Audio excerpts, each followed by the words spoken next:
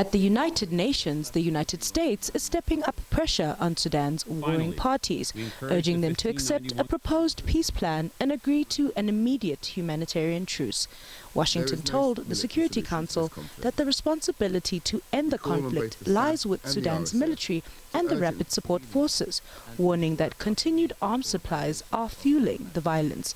Britain echoed the call, saying there is no military solution, while the UN warned Sudan is now saturated with weapons.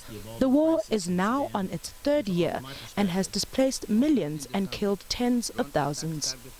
The onus is on the Sudanese armed forces and the Rapid Support Forces to end this horrifying conflict now.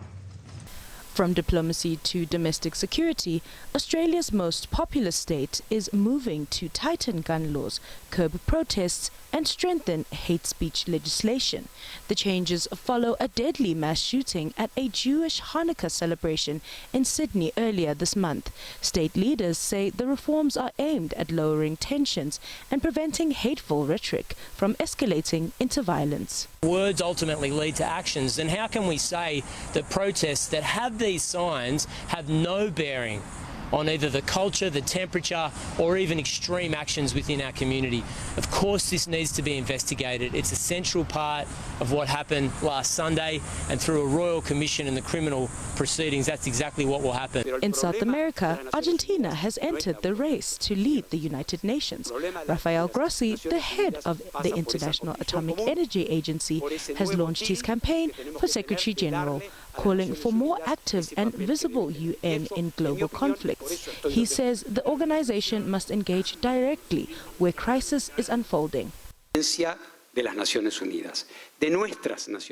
need a Secretary General who goes where the problem exists. The United States, President Donald Trump says talks aimed at ending the war in the Ukraine are moving forward, despite deep divisions between Moscow and Kyiv. Washington has sponsored a series of diplomatic engagements, though major issues between the two sides remain unsolved. So the talks in Ukraine, Russia are going along. They lost, as you know, 27,000 soldiers last month, mostly soldiers, some people in Kiev, etc., but mostly soldiers.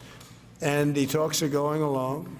And I say that, there's tremendous hatred between these two leaders, between President Putin, President Zelensky, tremendous hatred. And I hope we can get it done. We are talking. Talks are going okay. And that was a look at the international stories making headlines. I'm Batlali Pile, SABC News.